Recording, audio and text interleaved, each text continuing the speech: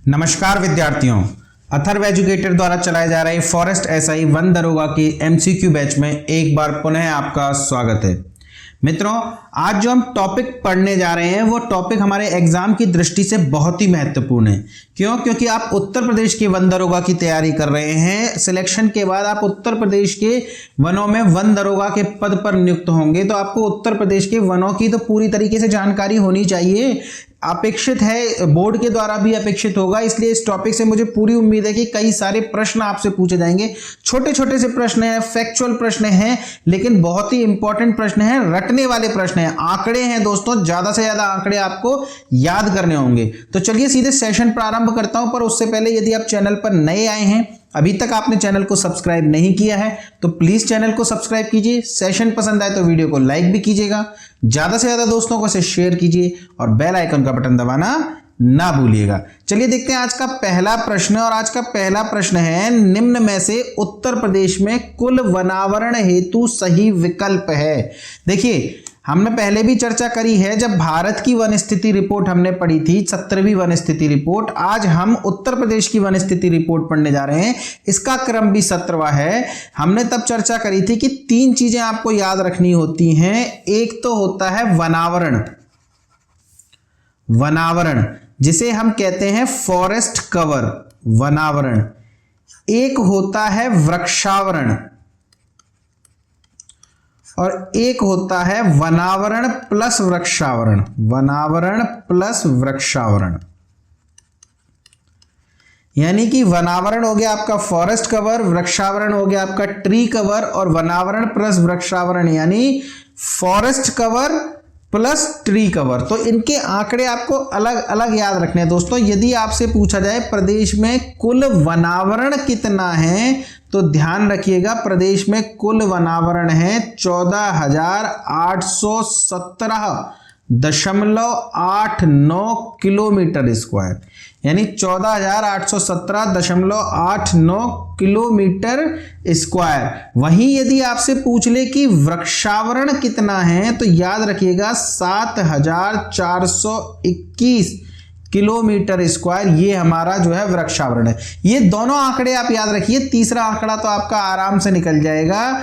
तो इनको आप जोड़ दीजिए तो ये बैठेगा 22238.89 किलोमीटर स्क्वायर,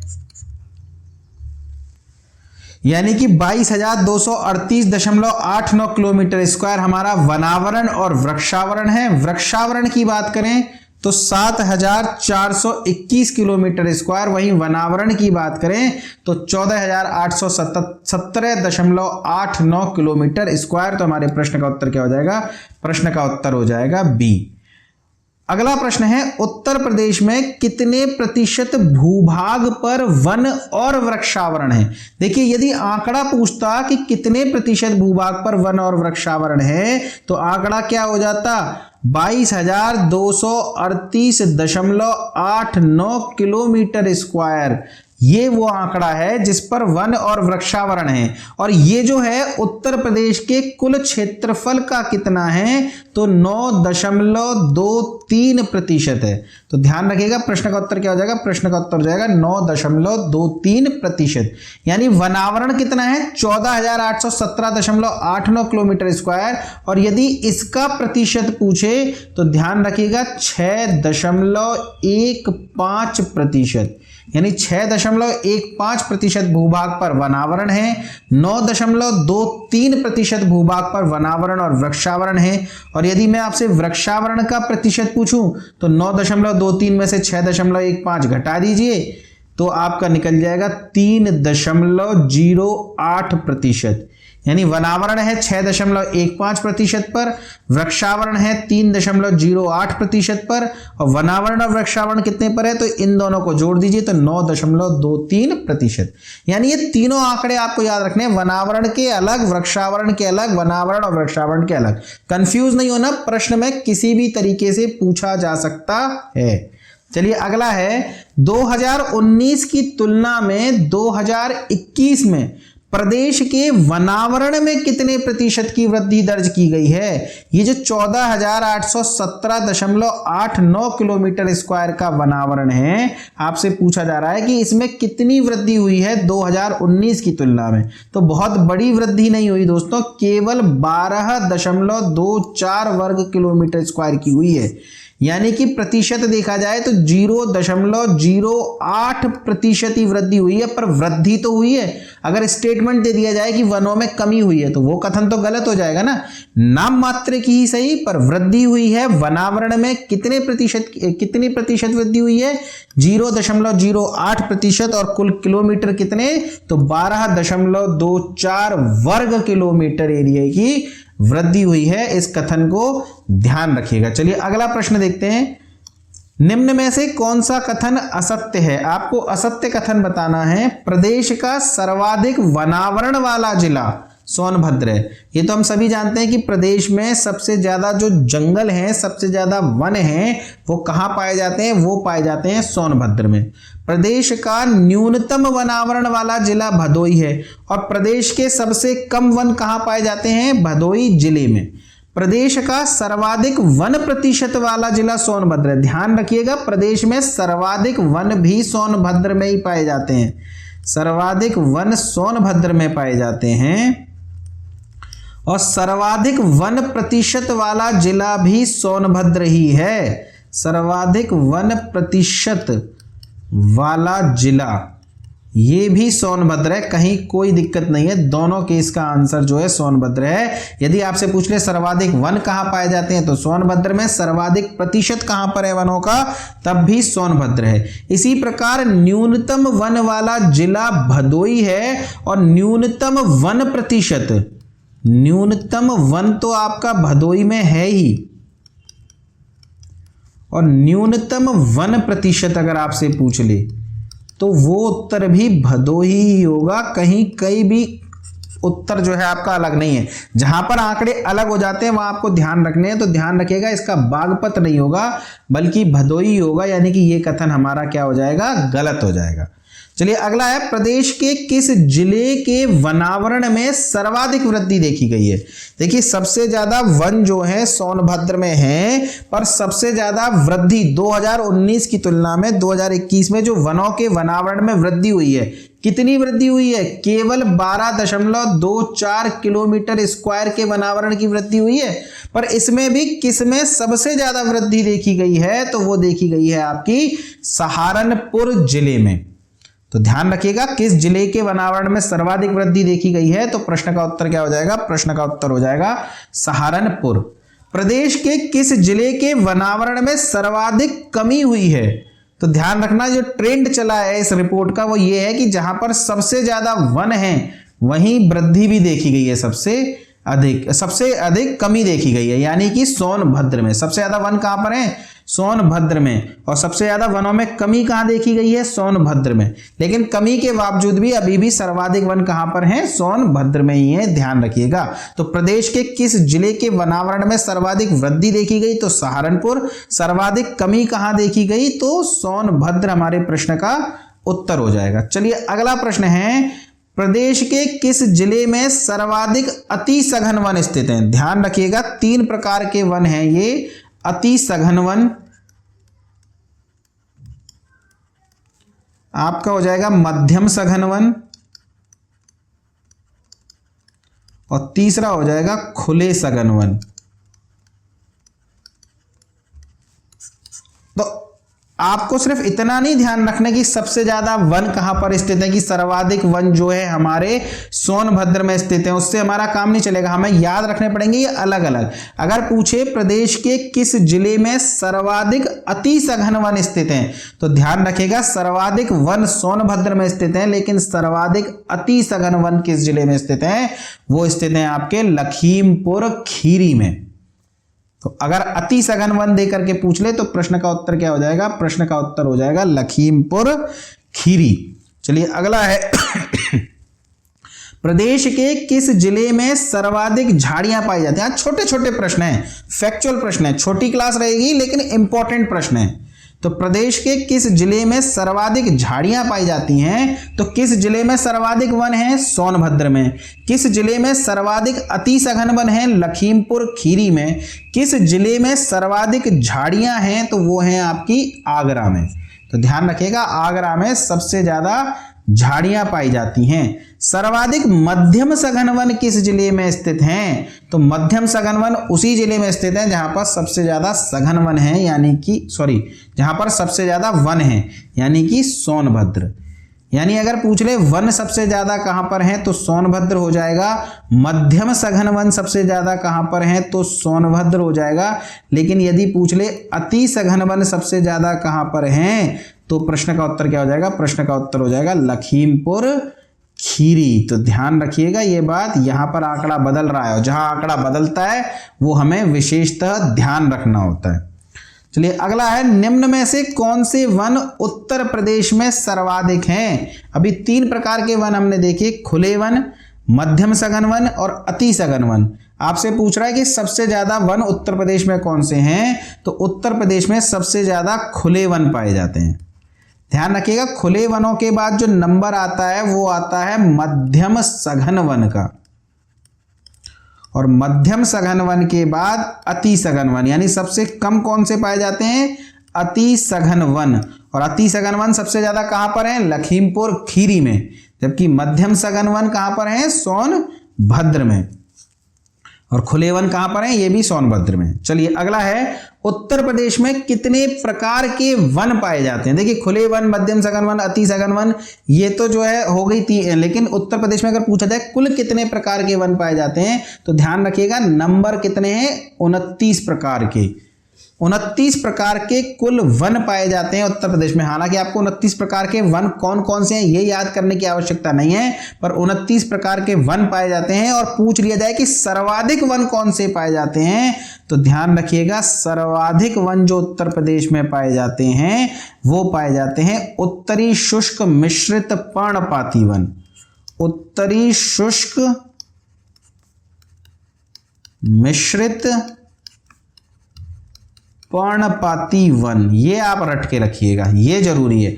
29 प्रकार के वन पाए जाते हैं और सबसे ज्यादा कौन से पाए जाते हैं? उत्तरी शुष्क मिश्रित पर्णपाती वन। और यदि इस तरीके से दे दिया जाए कि खुले वन, मध्यम सघन वन और अति सघन वनों में सबसे ज्यादा कौन से पाए जाते हैं तो सबसे ज्यादा पाए जाते हैं खुले वन। और अगर इस तरीके से दे दिया जाए वनों की कैटेगरी के हिसाब से तो उत्तरी शुष्क मिश्रित पर्णपाती वन उत्तर प्रदेश में सर्वाधिक पाए जाते हैं। चलिए, उत्तर प्रदेश के कुल भूभाग पर कितने प्रतिशत क्षेत्रफल पर वृक्षावरण है? तो हमने चर्चा करी थी कि 6.15% भूभाग पर तो आपका वनावरण हो जाता है, 3.08% भूभाग पर आपका वृक्षावरण हो जाता है और 9.23% भूभाग पर आपका वनावरण प्लस वृक्षावरण हो जाता है। यहां पर पूछ रहा है आपका वृक्षावरण, तो प्रश्न का उत्तर क्या हो जाएगा? 3.08%। चलिए यहां पर भी टिक कर लीजिए। चलते हैं हम अपने अगले प्रश्न की ओर। अगला प्रश्न है, ISFR 2021 के अनुसार आदिवासी जिलों की संख्या उत्तर प्रदेश में कितनी है? तो उत्तर प्रदेश में केवल एक ही आदिवासी जिला है। कौन सा है? मुझे लगता है कि सभी को इसका उत्तर पता होगा। नहीं पता तो मैं आपको अगली वीडियो में बताऊंगा, लेकिन जिन्हें पता है वो कमेंट करके मुझे इसी वीडियो में बताएंगे। ये होमवर्क है, ये टास्क है। वैसे आसान सा प्रश्न है ये, लेकिन मैं देखना चाहता हूं कि आप में से कितने लोगों को ये बात पता है कि उत्तर प्रदेश में कौन सा आदिवासी जिला है। 2019 की तुलना में प्रदेश के वृक्षावरण में कितने प्रतिशत की वृद्धि हुई है? देखिए, वनावरण में कितनी वृद्धि हुई थी? वनावरण में कितनी वृद्धि हुई थी? वनावरण में हुई थी 12.24 किलोमीटर स्क्वायर की वृद्धि, यानी प्रतिशत के हिसाब से देखा जाए तो 0.08%। लेकिन यहां क्या पूछ रहा है? यहां पूछ रहा है वृक्षावरण में कितने प्रतिशत की वृद्धि हुई है? तो वृक्षावरण में हुई है 79 वर्ग किलोमीटर की वृद्धि। तो अगर मैं पूछ लूं आपसे कि वृक्षावरण और वनावरण में कितने प्रतिशत वृद्धि हुई है, तो आपको ये दो आंकड़े जोड़ने ही तो हैं बस। ये आपके सामने फाइनल उत्तर आ जाएगा। तो आपको इस तरीके से याद रखने, दो आंकड़े याद रखने हैं, वनावरण के और वृक्षावरण के, और उन दोनों को जोड़ देंगे तो वनावरण और वृक्षावरण आपको मिल जाएगा। तो 2019 की तुलना में वृक्षावरण में 79 वर्ग किलोमीटर इसकी वृद्धि हुई है। यहाँ पे प्रतिशत नहीं, वृक्षावरण में कितनी वृद्धि हुई है, ये प्रश्न होना चाहिए।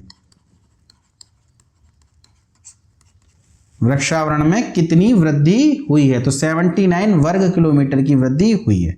चलिए अगला प्रश्न है, दिए गए जिलों में सर्वाधिक वन किस जिले में है। देखिए सर्वाधिक वन तो होते हैं सोनभद्र में, लेकिन ये ऑप्शन में सोनभद्र नहीं दिया, यहां पूछा है दिए गए जिलों में किस जिले में सर्वाधिक वन है। तो मैंने आपको पहले ही कहा है कि आपको कम से कम 4-4, 5-5 जिले पता होने चाहिए। तो सबसे ज्यादा वन किस जिले में है, तो सबसे ज्यादा वन है सोनभद्र जिले में। सिंपल वनों की बात हो रही है, अति सघन वन, मध्यम सघन वन, इस तरीके से कुछ नहीं दिया। तो सबसे ज्यादा वन कहां पर है, सोनभद्र में। सोनभद्र के बाद जो नंबर आता है वो आता है लखीमपुर खीरी का। लखीमपुर खीरी के बाद तीसरे नंबर पर है मिर्जापुर, चौथा क्रम है पीलीभीत का, 4 तो कम से कम याद रखिए और 5 याद रख सकें तो 5वां हो जाएगा आपका चित्रकूट। तो सर्वाधिक यहां सोनभद्र में, ऑप्शन में सोनभद्र नहीं है, तो प्रश्न का उत्तर क्या हो जाएगा, प्रश्न का उत्तर हो जाएगा लखीमपुर खीरी। चलिए अगला प्रश्न देखते हैं, दिए गए जिलों में से किस जिले का वन प्रतिशत सर्वाधिक है। अब देखिए वन भी सबसे ज्यादा सोनभद्र में है, वन प्रतिशत भी सबसे ज्यादा सोनभद्र में है, लेकिन यहां सोनभद्र ऑप्शन में नहीं है। तो हमने देखा कि सबसे ज्यादा वन सोनभद्र के बाद लखीमपुर खीरी में, तो क्या वन प्रतिशत भी लखीमपुर खीरी में, नहीं। वन प्रतिशतों के हिसाब से देखें तो सबसे ज्यादा वन प्रतिशत सोनभद्र में है, लेकिन इसके बाद दूसरे नंबर पे आता है चंदौली और फिर चित्रकूट। वनों के मामले में देखा जाए तो चित्रकूट का 5वां नंबर था, लेकिन वन प्रतिशत के हिसाब से इसका तीसरा क्रम है, और चौथे क्रम पे आता है पीलीभीत, और फिर आता है 5वें क्रम पे श्रावस्ती। तो वन प्रतिशत का क्रम अलग है, वनों का क्रम अलग है। हालांकि सोनभद्र दोनों में कॉमन है, लेकिन अगर सोनभद्र ऑप्शन में नहीं दिया तो हमारे प्रश्न का उत्तर क्या हो जाएगा, प्रश्न का उत्तर हो जाएगा चंदौली। चलिए अगला है, प्रदेश के 75 जनपदों में से कितने जनपदों में झाड़ियां नहीं है। देखिए सर्वाधिक झाड़ियां कहां पर थी, अगर मैं आपसे पूछूं कि प्रदेश में सर्वाधिक झाड़ियां किस जनपद में है, तो आपका उत्तर क्या होगा, सर्वाधिक झाड़ियां हमारी आगरा जनपद में है। लेकिन प्रदेश के ऐसे कितने जिले हैं जहां कोई भी झाड़ी नहीं है, अगर आपसे पूछ ले तो प्रदेश के 21 जिले ऐसे हैं जहां पर झाड़ियां नहीं पाई जाती। चलिए अगला प्रश्न है, प्रदेश में सबसे कम बताना क्या है, निम्न में से कौन सा कथन सत्य है, सत्य बताना है।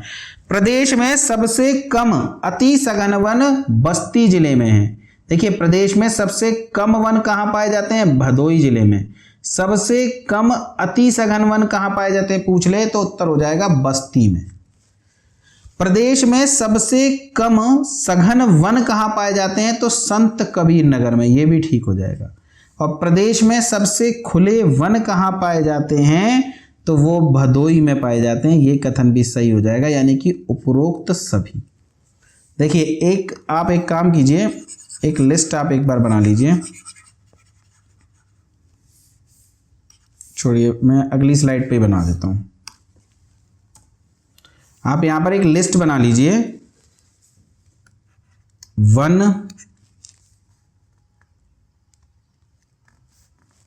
अति सघन वन,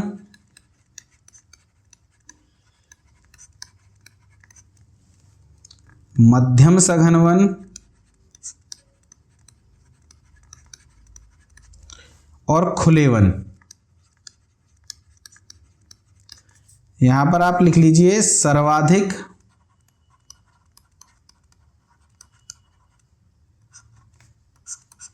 और न्यूनतम।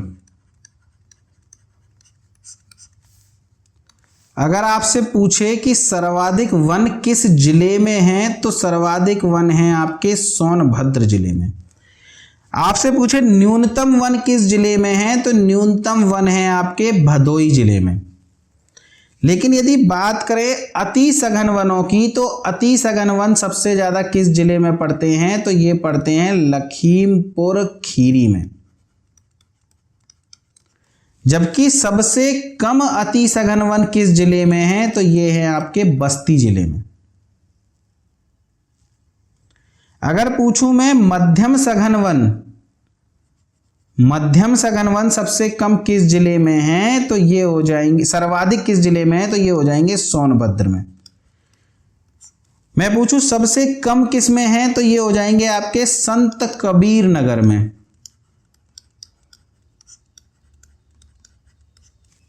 कहां पर हो जाएंगे, संत कबीर नगर में। जबकि सबसे ज्यादा खुले वन कहां पर हैं, तो सबसे ज्यादा खुले वन हैं आपके सोनभद्र में। जबकि सबसे कम कहां पर हैं, सबसे कम है आपके भदोई में। तो ये लिस्ट आप याद रखिएगा। मुझे पूरी उम्मीद है कि इस लिस्ट से कहीं ना कहीं आपसे क्वेश्चन जरूर फंसाएगा एग्जाम में। चलिए हम देखते हैं अपना अगला प्रश्न। हमारा अगला प्रश्न है, अब हम देखेंगे उत्तर प्रदेश की आर्द्र भूमियों से संबंधित प्रश्न। पिछले लेक्चर में हमने भारत की कई आर्द्र भूमियां देखी, आर्द्र भूमियों से बनने वाले प्रश्न देखे, और आज के इस वीडियो लेक्चर में हम देखेंगे अब उत्तर प्रदेश की आर्द्र भूमियों से बनने वाले प्रश्न। तो चलिए पहला प्रश्न है, हैदरपुर वेटलैंड किस वन्य जीव अभयारण्य का हिस्सा है। आपसे पूछ रहा है हैदरपुर वेटलैंड किस वन्य जीव अभयारण्य का हिस्सा है। सांडी पक्षी अभयारण्य, हस्तिनापुर वन्य जीव अभयारण्य, समसपुर पक्षी अभयारण्य, नवाबगंज पक्षी अभयारण्य। तो हैदरपुर वेटलैंड किस पक्षी अभयारण्य का हिस्सा है, तो यह है आपका हस्तिनापुर वन्य जीव अभयारण्य का हिस्सा। ध्यान रखिएगा ये एक जो है वेटलैंड है, यानी रामसर साइट्स में से ये शामिल है। आपसे पूछ ले किस वर्ष शामिल की गई थी, तो 2021 में ये रामसर स्थलों की सूची में शामिल की गई थी। चलिए अगला प्रश्न है, भारत में आर्द्र भूमियों के संबंध में उत्तर प्रदेश का कौन सा स्थान है। ये पूछ रहा है कि सर्वाधिक आर्द्र भूमियां कहां पाई जाती हैं, तो सर्वाधिक आर्द्र भूमियां पाई जाती हैं तमिलनाडु में। अगर पूछें कितनी हैं, तो 14 हैं। उत्तर प्रदेश में कितनी है, उत्तर प्रदेश में 10 हैं। और उत्तर प्रदेश का स्थान कौन सा है, तो उत्तर प्रदेश का स्थान है दूसरा। चलिए अगला प्रश्न है, प्रदेश के किस जिले में सर्वाधिक खुले वन हैं। इस पर तो हमने पूरी लिस्ट बना ली। सर्वाधिक खुले वन कहां पाए जाते हैं, तो सोनभद्र में पाए जाते हैं। देखिए वन स्थिति रिपोर्ट उत्तर प्रदेश की जितने तरह के प्रश्न बन सकते थे वे सभी प्रश्नों को कवर करके मैं यहां लाया हूं। ज्यादा से ज्यादा प्रश्न बनाने का मैंने प्रयास किया है। मुझे नहीं लगता कि इससे बाहर कोई प्रश्न बनेगा, तो इन्हें आप अच्छे से करके जाइएगा। चलिए अगला देख लेते हैं, प्रदेश के कितने जिलों में मध्यम घने वन नहीं है। अच्छा कुछ प्रश्न अभी रह रहे हैं फॉरेस्ट्री से रिलेटेड, वन स्थिति रिपोर्ट से, फिर हम रामसर साइट्स पर चर्चा करेंगे। तो प्रदेश के कितने जिलों में मध्यम सघन वन नहीं है, अगर आपसे पूछ ले तो 75 में से 4 जिले ऐसे हैं उत्तर प्रदेश के जिसमें मध्यम सघन वन या मध्यम घने वन नहीं पाए जाते। जबकि अगर आपसे पूछ ले कि प्रदेश के कितने जिलों में अति सघन वन नहीं है, तो प्रदेश के 51 जिले ऐसे हैं जहां अति सघन वन नहीं पाए जाते। देखिए अति सघन वन उत्तर प्रदेश में बहुत ज्यादा नहीं पाए जाते। 51 जिले ऐसे हैं जहां अति सघन वन पाए ही नहीं जाते, और 4 जिले ऐसे हैं जहां मध्यम घने वन नहीं पाए जाते। चलिए अगला है, प्रदेश की पहली रामसर साइट निम्न में से कौन सी है। प्रदेश में कुल 10 रामसर साइट्स पाई जाती हैं। आपसे पूछ रहा है सबसे पहली कौन सी है, तो सबसे पहली रामसर साइट है ऊपरी गंगा नदी। जो कब रामसर साइट घोषित की गई थी, तो सन 2005 में से रामसर साइट घोषित किया गया था। कहां पर है ये, तो ये है आपकी नरौरा उत्तर प्रदेश में। ब्रज घाट से लेकर के नरौरा उत्तर प्रदेश के बीच में ऊपरी गंगा नदी नामक यह रामसर स्थल उपस्थित है, जिसे सन 2005 में रामसर साइट्स की सूची में शामिल किया गया था। बाकी की सांडी पक्षी अभयारण्य, समसपुर पक्षी अभयारण्य, नवाबगंज पक्षी अभयारण्य, ये भी रामसर स्थलों की सूची में ही है।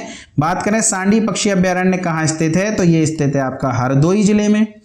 समसपुर पक्षी अभयारण्य कहाँ स्थित है, तो ये स्थित है आपका रायबरेली जिले में। नवाबगंज पक्षी अभयारण्य कहाँ स्थित है, तो ये स्थित है आपका उन्नाव जिले में। चलिए अगला प्रश्न देखते हैं, पार्वती अर्गा पक्षी अभयारण्य प्रदेश के किस जिले में स्थित है? बात करें पार्वती अर्गा की तो यह भी एक रामसर साइट्स है, आर्द्र भूमि है भारत की, रामसर साइट है। और आपसे पूछ रहा है किस जिले में स्थित है, तो ये स्थित है आपकी दोस्तों गोंडा जिले में। निम्न में से कौन सी आर्द्र भूमि 2021 में शामिल की गई थी? देखिए 2021 में कौन सी आर्द्र भूमि शामिल की गई थी, 2019 में कौन सी की गई थी, 2020 में कौन सी की गई थी, इस तरीके से कोई भी प्रश्न बनाया जा सकता है। तो आप एक बार नोट कर लीजिए कि 2005 में जो हमारी ऊपरी गंगा नदी नामक आर्द्र भूमि है उसे शामिल किया गया था, ऊपरी गंगा नदी। और 2019 तक उत्तर प्रदेश में केवल एक ही रामसर साइट थी और वो थी ऊपरी गंगा नदी। 2019 में 6 अन्य रामसर साइट्स को उत्तर प्रदेश की शामिल किया गया और वो कौन कौन सी थी? वे थी सांडी, इसके अलावा समसपुर, समन, पार्वती अर्गा, सरसई सरोवर नावर, सरसई नावर, सरसई नावर कितनी हो गई? 5 हो गई। और एक थी नवाबगंज, नवाबगंज पक्षी अभयारण्य, सांडी पक्षी अभयारण्य। तो ये सभी जो हैं आपकी 6 जो हैं 2019 में शामिल की गई थी। 2020 में कौन सी शामिल की गई थी? तो 2020 में शामिल की गई थी सूर सरोवर, जिसे आप कीथम झील के नाम से भी जानते हैं, सूर सरोवर। वहीं 2021 में हैदरपुर वेटलैंड, हैदरपुर वेटलैंड जो कि हस्तिनापुर वन्यजीव अभयारण्य का हिस्सा है। वहीं बात करें यदि 2022 की, तो 2022 में कौन सी शामिल की गई है? तो बखीरा वन्यजीव अभयारण्य को 2022 में शामिल किया गया है। तो 2021 में कौन सी हो गई? 2021 में हो गई आपकी हैदरपुर वेटलैंड। चलिए अगला है बखीरा वन्यजीव अभयारण्य प्रदेश के किस जिले में स्थित है? तो बखीरा वन्यजीव अभयारण्य कहाँ स्थित है? बखीरा वन्यजीव अभयारण्य है आपका संत कबीर नगर जिले में। बात करें सरसई नावर झील, ये कहां पड़ती है? तो ये आपकी पड़ती है इटावा जनपद में। समन पक्षी अभयारण्य आपका पड़ता है मैनपुरी में। हैदरपुर वेटलैंड आपकी जो है ये मुजफ्फरनगर बिजनौर वाली बेल्ट में पड़ता है, मुजफ्फरनगर बिजनौर। जबकि बात करें सांडी पक्षी अभयारण्य की तो ये आपका कहां पड़ता है? ये आपका पड़ता है हरदोई में। चलिए अगला प्रश्न देखते हैं। सूर सरोवर को किस वर्ष आर्द्र भूमियों की सूची में शामिल किया गया? तो हमने पूरी लिस्ट बना ली। 2020 में सूर सरोवर को आर्द्र भूमियों की सूची में शामिल किया गया था। चलिए अगला प्रश्न है, ललित किसकी एक उन्नत प्रजाति है? कृषि से रिलेटेड है ये। ललित किसकी एक उन्नत प्रजाति है? अमरूद की, आम की, सेब की या पपीता की? तो अमरूद की प्रजाति है ललित। निम्न में से कौन सी आम की प्रजाति नहीं है? आम्रपाली, राजेंद्र प्रिया, सिंधु, रत्ना। तो देखिए आम्रपाली हो गई, सिंधु हो गई, रत्ना हो गई, सभी आम की प्रजाति हैं। जबकि राजेंद्र प्रिया किसकी प्रजाति है?